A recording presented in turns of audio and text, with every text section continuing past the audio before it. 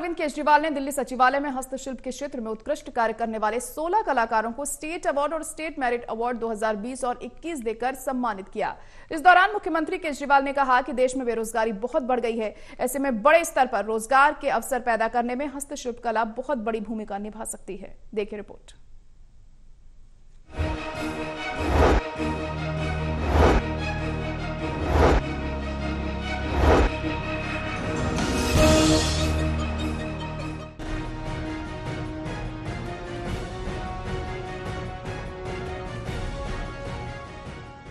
दिल्ली की केजरीवाल सरकार हस्तशिल्प कला को बढ़ावा देने के लिए लगातार काम कर रही है।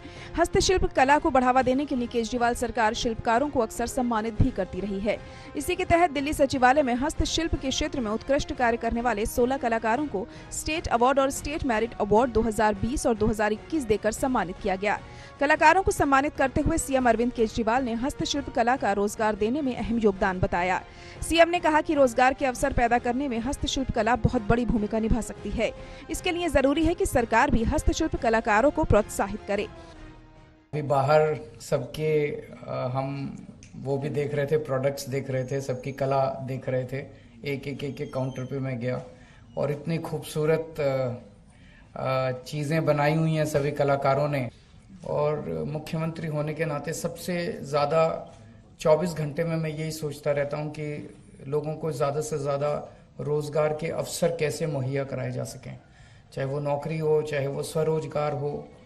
उसमें मैं सोचता हूं कि हस्तशिल्प कला जो है ये बहुत बड़ा रोल अदा कर सकती है अगर सरकार की तरफ से इसे बड़े स्केल पे प्रोत्साहन दिया जाए।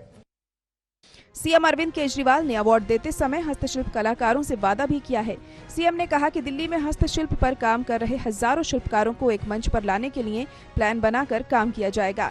इस दौरान सीएम केजरीवाल ने कलाकारों को स्टेट अवार्ड के तहत 30,000 और स्टेट मेरिट अवार्ड के तहत 20,000 के चेक के साथ अंगवस्त्र और प्रमाण पत्र देकर सम्मानित किया।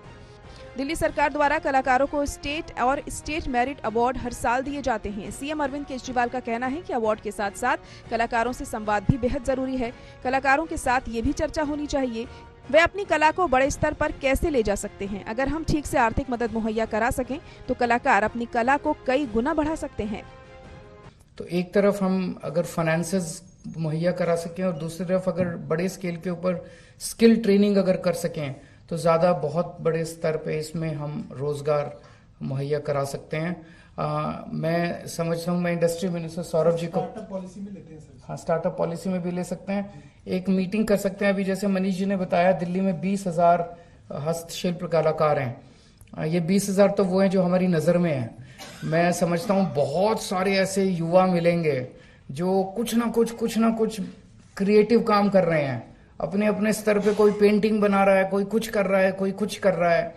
अगर हम इन सब लोगों को ऐड दे के अगर जोड़ने की कोशिश करें तो बहुत बड़ी 20,000 क्या शायद 2 लाख लोग दिल्ली के अंदर निकल आए जो कुछ ना कुछ क्रिएटिविटी कर रहे हैं, क्रिएटिव चीज कुछ ना कुछ कर रहे हैं।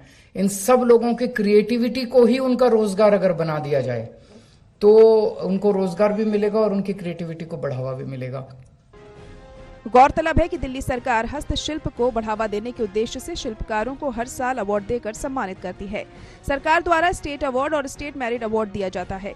स्टेट अवार्ड के तहत 3 शिल्पकारों को और स्टेट मेरिट अवार्ड से 5 शिल्पकारों को सम्मानित किया जाता है।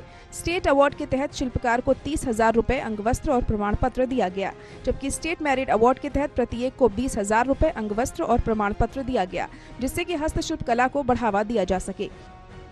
देवेश कुमार की रिपोर्ट, टोटल न्यूज़, दिल्ली।